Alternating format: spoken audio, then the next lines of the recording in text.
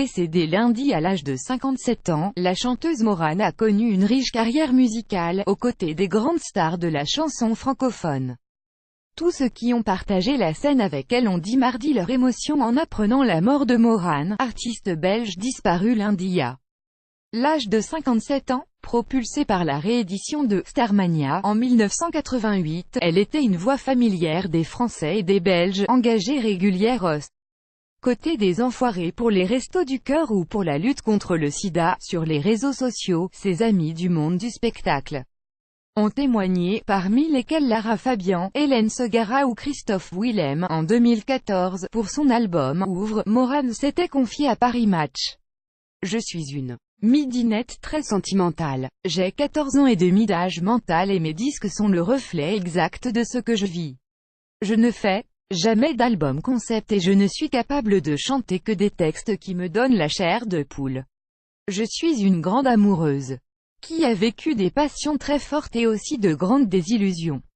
En me penchant sur ma vie, je me dis que je me suis plutôt bien débrouillée, même si je plonge de temps à autre dans les abîmes de la détresse, racontait-elle alors. En 2013, Morane avait pris part au télécrochet Nouvelle Star sur D8, son franc-parler y avait été remarqué et Cyril Hanouna en avait été le témoin privilégié. Il faut voter avec son cœur pour celui qui nous procure le plus d'émotions, avait plaidé l'animateur. Il faut voter avec son cœur, mais pas forcément avec son cul, avait répliqué la chanteuse, déçue par les votes du public. En janvier 2014, Nougaro, influence décisive en 2011 pour son album « Fais-moi une fleur », Julien Clerc, Jean-Claude Vannier, Juliette, Brigitte Fontaine et François Morel lui avaient prêté leurs plumes. J'ai été gâtée.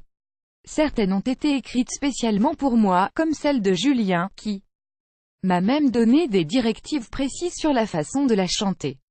Il est minutieux jusqu'à l'obsession, expliquait alors Morane à Match. Comme le racontait Match en 2009, Morane avait été une protégée de Claude Nougaro, mais le Toulousain était décédé avant qu'il ne puisse enregistrer un duo avec la Belge. Nous avions retrouvé Morane et Hélène, l'épouse du chanteur disparu, à l'île de Ré, alors que Morane s'apprêtait à publier un disque de reprise de Nougaro. Je le chanterai jusqu'à ce que les gens en aient marre. Je ne me lasse jamais de Nougaro. Quand Claude est parti, j'en n'avais pas envie de me jeter sur lui. Je préférais laisser passer du temps. Je ressens ce disque comme une façon de prolonger sa vie.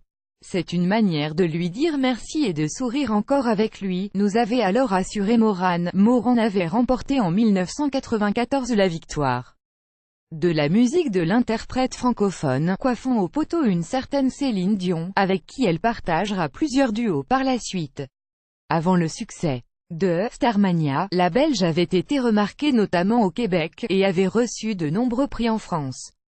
La comédie musicale de Michel Berger et Luc Plamondon, qui avait lancé 10 ans plus tôt Daniel Balavoine, avait joué le rôle d'accélérateur.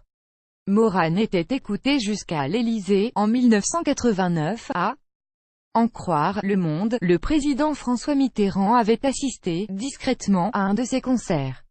Toute reproduction interdite.